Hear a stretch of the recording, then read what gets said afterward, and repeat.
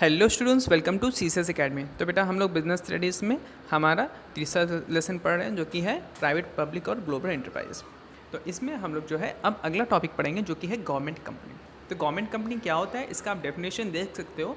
A government company is established under the companies act 2013 and is registered and governed by the provision of the act. तो एक government company कौन सी company होती है जो कि companies act 2013 के तहत रजिस्टर किया गया है और उसी के अकॉर्डिंग जो है ये गवर्न किया जाता है। इसके बारे में और डीपली समझते हैं। और डीपली क्या बताता है, according to the section 2 under section 45 of the companies act 2013, a government company means any company in which not less than 51% of the paid up capital is held by the central government or by any state government or partially by central government and partially by one or more state government and includes a company which is subsidiary of a government company। तो कहने का क्या मतलब है, देखो बेटा, अगर आप पूरे कंपनी के जो है कैपिटल को डिस्ट्रीब्यूट करो, मान लो अगर हम मान के चलते पूरे कंपनी का जो कैपिटल है वो 100% है, तो कुछ भी हो सकता है, 2 करोड़ 100 करोड़ 500 करोड़, वो पूरे 100% है। तो इस पूरे 100% का 51% शेयर जिसके पास भी हो वो उसकी कंपनी होती है। मतलब अगर ये सरकार के पास है तो ये सरकारी कंपनी होगी, ठीक है। तो अगर किसी भी कंपनी के 100% शेयर में से कम 51% शेयर या तो सेंट्रल गवर्नमेंट के पास हो या तो स्टेट गवर्नमेंट के पास हो या फिर सेंट्रल स्टेट दोनों के पास मिला के हो, तो ऐसे केस में हम इस कंपनी को क्या बोलेंगे, इस कंपनी को हम लोग बोलेंगे पब्लिक कंपनी या सरकारी कंपनी। क्लियर है? तो यही चीज़ यहाँ पर बोलता है। अब आगे चलते हैं। तो कुछ इंपॉर्टेंट जो गवर्नमेंट कंपनीज भारत में हैं वो कौन कौन से हैं, जैसे हिंदुस्तान मशीन टूल्स लिमिटेड, फिर Hindustan steel limited, Indian telephonic industry limited, Hindustan shipyard limited. तो इसकी जो शेयर है अभी कुछ दिन पहले ये भी डिसाइड हुआ था कैबिनेट के द्वारा कि इसके शेयर को बेचा जाएगा। फिर fertiliser and chemical limited, Bharat electronics limited, Ashoka hotels limited. तो ये सारे के सारे जो है ऐसी ही कंपनियां हैं, पब्लिक कंपनियां हैं जिसमें सरकार का शेयर 51% है कम से कम। तो आप ये सारी कंपनियों को देख सकते हो। अब हम बात करेंगे फीचर्स ऑफ गवर्नमेंट कंपनी। अब इन गवर्नमेंट कंपनी जो है इनकी फीचर्स, इनकी विशेषताएं देखते हैं, इनकी क्या क्या विशेषताएं या क्या क्या फीचर्स है। सबसे पहला है इनकॉर्पोरेशन। इनकॉर्पोरेशन क्या बोलता है, it is an organisation created under the companies act 2013 और any other previous company law. तो ये जो कंपनी होती है सरकारी कंपनी, तो हमने आपको बताया था इनका एस्टैब्लिशमेंट कंपनीज एक्ट 2013 के तहत ही होता है, ठीक है। या फिर कोई और प्रीवियस इससे पहले कोई लॉ आया था उस समय अगर कंपनी स्टैब्लिश हो गया तो उसके अकॉर्डिंग होता है। क्लियर है? अगला क्या है, सेपरेट लीगल एंटिटी। तो हमने आपको बताया था कंपनी प्राइवेट हो या पब्लिक, उसकी खुद की सेपरेट लीगल एंटिटियाँ होती है, मतलब उसका खुद का अलग एंटिटी होता है। तो यही बताता है क्या, company, public company has separate legal existence apart from the government. It can acquire property, make contract, sue and be sued in its own name. तो आप चाहो तो कंपनी के नाम पर जो है कोई केस कर सकते हो, कंपनी अपने नाम पर आप पर कोई केस कर सकती है, कंपनी अपने नाम पर कोई प्रॉपर्टी खरीद सकती है, वो अपने नाम पर कोई कॉन्ट्रैक्ट कर सकती है। तो ऐसे केस में क्या होता है, उसकी अपनी लीगल आइडेंटिटी है होती है। इसका कहने का मतलब ये भी है कि वो एक आर्टिफिशियल पर्सन है। आर्टिफिशियल पर्सन मतलब वो सांस नहीं ले सकता लेकिन बाकी सारे काम करता है। वो खाना नहीं खा सकता, सांस नहीं ले सकता, लेकिन बाकी सारे काम कर सकता है। वो कॉन्ट्रैक्ट किसी के साथ कर सकता है, किसी के खिलाफ केस कर सकता है, उसके खिलाफ कोई केस कर सकता है, वो प्रॉपर्टी खरीद सकता है, ये सारी चीज़ें। अब अगला क्या है, memorandum and article of association. अब यहाँ पर क्या होता है कि आपको अब एक पहले हम आपको मेमोरेंडम और आर्टिकल ऑफ एसोसिएशन समझा देते हैं ये क्या होता है। तो अगर आप ध्यान दीजिए, दो वर्ड है, मेमोरेंडम ऑफ एसोसिएशन और आर्टिकल ऑफ एसोसिएशन। तो मेमोरेंडम ऑफ एसोसिएशन का अभी सिंपली ऐसे समझ लिए कि मेमोरेंडम ऑफ एसोसिएशन जो होता है उसमें आप अपने कंपनी के बारे में लिखते हो, कंपनी का नाम, कंपनी कहाँ पर है और कंपनी में कौन कौन पार्टनर है। तो ये एक तरह से आउटसाइडर्स के लिए होता है कि आउटसाइडर आपकी कंपनी के बारे में अगर कुछ जानना चाहते हैं तो वो मेमोरेंडम ऑफ एसोसिएशन से जान लेते हैं। आर्टिकल ऑफ एसोसिएशन क्या होता है, इसमें कंपनी कैसे चलेगी उसके रूल्स एंड रेगुलेशंस होते हैं। इंटरनली आप अपनी कंपनी को कैसे रन करोगे, कैसे चलाओगे, ये सारी चीज़ें होती है। तो यही जो पॉइंट बोलता है तीसरा, the memorandum and article of association are the main document of the company containing the object of the company and its rules and regulations. तो मेमोरेंडम ऑफ एसोसिएशन में ऑब्जेक्टिव और ये सारी चीज़ें होती हैं जो कि आउटसाइडर्स के लिए होता है, और article of association internal employees और मालिकों के लिए होता है कि कंपनी के अंदर जो है रूल्स एंड रेगुलेशंस कौन से होंगे जिनके तहत कंपनी को रन किया जाएगा या कंपनी को चलाया जाएगा। तो चौथा पॉइंट बोलते हैं extempted from accounting and audit rules as per the act. तो यहाँ पर जो है कुछ मामलों में इनको छूट दिया जाता है, लेकिन ज़्यादातर मामलों में क्या होता है कि सरकार जो है इन ऑडिटर्स को अपॉइंट करती है जो कि इनकी जो है अकाउंट्स को चेक करते हैं। ऑडिटर्स कौन होते हैं, हमने आपको बताया था सीए होते हैं। ये लोग क्या करते हैं, चार्टर्ड अकाउंटेंट, जो कि इनके अकाउंट्स को चेक करते हैं कंपनियों की कि ये अकाउंट्स को अच्छी तरह मेंटेन कर रहे हैं कि नहीं, ये अकाउंट्स में ऐसा तो है नहीं कि पैसों का घपला कर ले रहे हैं। ठीक है, तो ये सारी चीज़ें होती हैं। अगला है फंडिंग।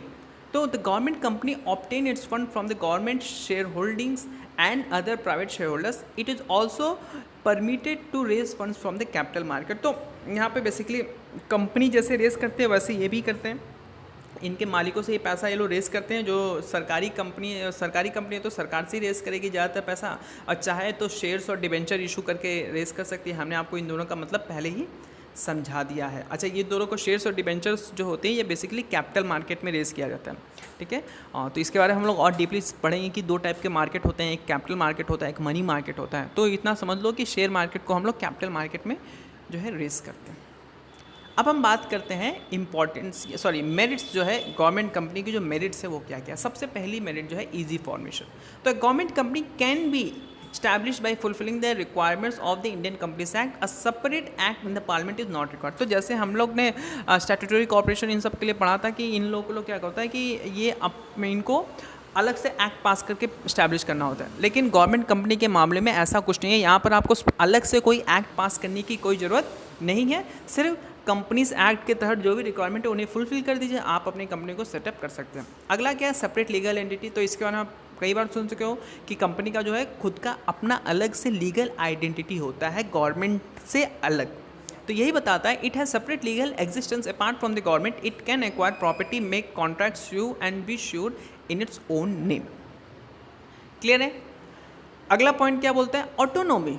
तो इसमें क्या बोलता है, it enjoys autonomy in all management decisions and take action according to business prudence. तो यहाँ पे क्या है कि ऑटोनोमी है। ऑटोनोमी मतलब वो अपने डिसीजंस को खुद ले सकता है, मतलब उन पर ऐसा नहीं कि सरकार का ज़्यादा दखल होता है। ठीक है, तो ये जो है ये डिसीजन मेक करने में ये खुद ऑटोनोमी जो है इनका खुद का होता है। अगला पॉइंट बोलता है प्रोटेक्ट कंज्यूमर इंटरेस्ट। तो these companies are providing goods and services at reasonable price and are able to control the market and curb unhealthy business practices. तो ये जो सरकारी कंपनियां होती हैं नॉर्मली ज़्यादा प्रॉफिट के लिए काम नहीं करती है, मार्जिनल प्रॉफिट के लिए काम करती है। ऐसे केस में क्या होता है कि वो कंपनियां जो कि ज़्यादा प्रॉफिट के लिए काम करती है उन लोगों को ये प्रॉब्लम क्रिएट कर देती है उन लोगों के लिए। तो अब ऐसे केस में क्या होता है कि उन्हें भी सस्ते दामों पर प्रोडक्ट को बेचना पड़ता है। ठीक है, सस्ते मतलब रिजनेबल प्राइस में। तो यही चीज़ बोलता है कि ये लोग जो है मार्केट में प्राइस को स्टेबल करने में बहुत ही इंपॉर्टेंट रोल प्ले करते हैं। अब हम कुछ जल्दी से लिमिटेशन की बात करते हैं कि कौन कौन से लिमिटेशन होते हैं। तो सबसे पहला जो लिमिटेशन होता है इसमें गवर्नमेंट कंपनी में वो है since the government company is the only share holder since the government is the only share holder in some of the companies the provision of the companies act does not have much relevance. तो चूंकि यहाँ पर सरकारी सबसे ज़्यादा share hold करती है तो इस केस में कुछ कंपनियों में कंपनीज एक्ट जो है उतना नहीं लागू होता है, सरकार का सीधा दखल होता है, सरकारी पूरी तरह मैनेज करती है अपने सरकारी डिपार्टमेंट की तरह ही। अगला है the government being the sole share holder the management and the administration rest in the hands of the government. तो चूँकि सरकार ही इसका मेन होल्डर होती है, सरकार ही मेन इस परसेंटेज जो होती है सरकार के पास ही ज़्यादा होता है, तो ऐसे केस में जो मैनेजमेंट भी होता है वो सरकार के द्वारा ही अधिकतर होता है। तो इससे में भी थोड़ी प्रॉब्लम क्रिएट हो जाती है। अगला है directors and staffs may not be taken active interest as they have no share in the profit. तो देखो प्राइवेट कंपनियों में अगर आप आगे पढ़ोगे तो वहाँ पे क्या है कि जो प्रॉफिट ज़्यादा होता है तो डायरेक्टर को ही मिलता है। अब सरकारी कंपनी में डायरेक्टर को प्रॉफिट भी होगा लॉस भी होगा, उसको तो अपनी सैलरी मिलेगी। ऐसे केस में वो ज़्यादा दिलचस्पी या ज़्यादा इंटरेस्ट नहीं दिखाता। ठीक है, अगला क्या है, no effective government control in the financial matters. तो यहाँ पर क्या है कि सरकार का जो है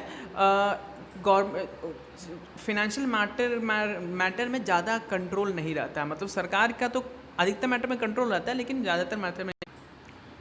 तो अब हम लोग एक जल्दी से रिकॉल कर लेते हैं हमने जो भी पढ़ा। जैसे हमने डिपार्टमेंटल अंडरटेकिंग पढ़ा, पब्लिक कॉर्पोरेशन पढ़ा, गवर्नमेंट कंपनी पढ़ा। तो अगर फॉर्मेशन की बात करें तो डिपार्टमेंटल अंडरटेकिंग कैसे फॉर्मेट होता है, बाय मिनिस्ट्री के ऑर्डर से पब्लिक कंपनी कॉर्पोरेशन कैसे फॉर्मेट होता है बाय स्पेशल एक्ट से, और गवर्नमेंट कंपनी कैसे होता है कंपनीज एक्ट के तहत रजिस्टर्ड होकर। लीगल स्टेटस की बात करें तो डिपार्टमेंटल अंडरटेकिंग की कोई लीगल स्टेटस नहीं होती है।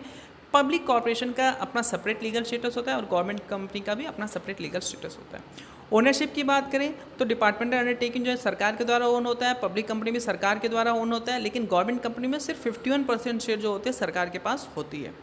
मैनेजमेंट की बात करें तो डिपार्टमेंटल अंडरटेकिंग को सरकारी अधिकारी मैनेज करते हैं, पब्लिक कॉर्पोरेशन को बोर्ड ऑफ डायरेक्टर्स मैनेज करते हैं, और यहाँ पर सरकारी में भी बोर्ड ऑफ डायरेक्टर्स जिसमें प्राइवेट और पब्लिक दोनों होते हैं, सरकारी बोर्ड जो मेंबर्स भी होते हैं और प्राइवेट मेंबर्स भी।